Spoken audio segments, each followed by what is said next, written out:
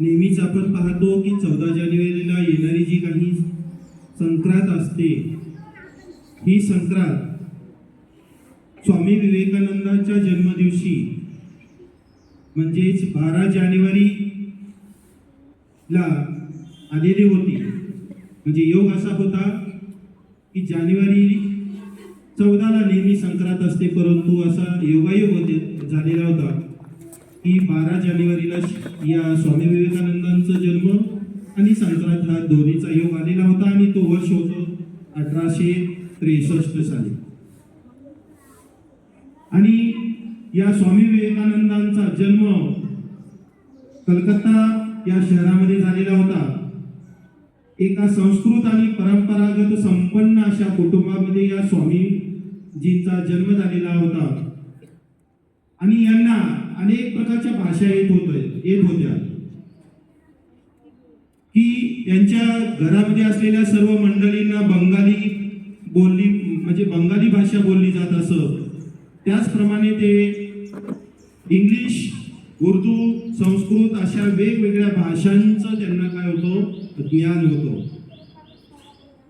आणि स्वामी विवेकानंदांची अशी एक समज होती, विलक्षण अशी समज होती. स्वामी विवेकानंदांची समज विलक्षण होती, पण एक गोष्ट त्यांना मात्र समजत नव्हती. अशी ती गोष्ट कोणती होती, तर त्यांना असं वाटायचं की जीवनाचा अर्थ कशावर अवलंबून आहे. हा स्वामी विवेकानंदांनी खूप मोठं योगदान आपल्या भारत देशासाठी दिले.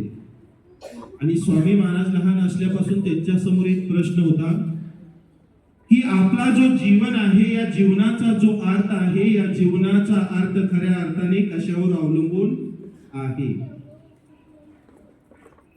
कृतार्थ जीवनाची सार्थकता परमेश्वराच्या अस्तित्वावर अवलंबून असते का, असा प्रश्न त्यांना नेहमी पडायचा. आणि या प्रश्नाचं उत्तर शोधण्यासाठी स्वामी विवेकानंदांनी आपलं आयुष्य, पूर्ण आयुष्यभर त्यांनी म्हणजे प्रयत्न केलेले. आज आपण पाहतोय की स्वामी विवेकानंदांनी शिकागो येथे जाऊन आपल्या भारत देशाचं पताका फडकवलेली होती. शिकागो कुठे तुम्हाला माहित असेल, अमेरिकेमध्ये.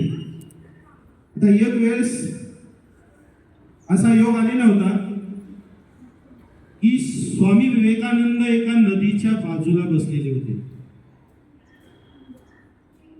आणि त्यांना ती नदी पार करायची होती. नदीच्या एका तीरावरून पार करून ती नदी त्यांना दुसऱ्या बाजूला जायचं होतं आणि त्या नदीकाठी ते बसलेले होते. आणि तेवढ्यामध्ये काय झालं पहा की त्या स्वामी विवेकानंदांच्या जवळ एक साधू आले. कोण आले? साधू आले. आणि त्यांनी सांगितलं, स्वामीजींना विचारलं की स्वामीजींना विचारल्यानंतर ते म्हणाले, तुम्ही स्वामी विवेकानंद आहात का? हा स्वामी विवेकानंद नदीच्या कडेला बसलेले, तीरावर बसलेले. तेवढ्यामध्ये त्या ठिकाणी एक साधू आले. साधूंनी त्यांना विचारलं, पाहिलं की तुम्ही स्वामी विवेकानंद आहात? बोला थोडं मोठे. हा, तुम्ही स्वामी विवेकानंद